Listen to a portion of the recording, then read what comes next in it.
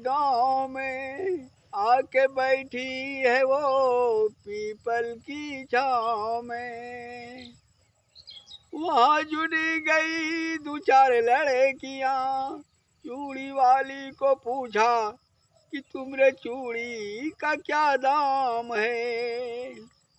तो चूड़ी वाली ने कहा कि कांच की चूड़ियाँ, कांच की चूड़ियाँ, कांच की चूड़ियाँ एक अजब चीज है।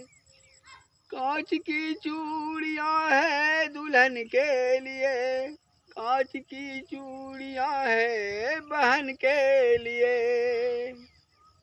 कांच की चूड़ियों का रिश्ता है मांगों के सिंदूर से,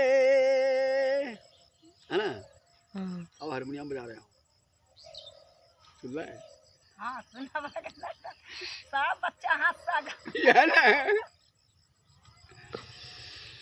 बजा पाओ। बजा।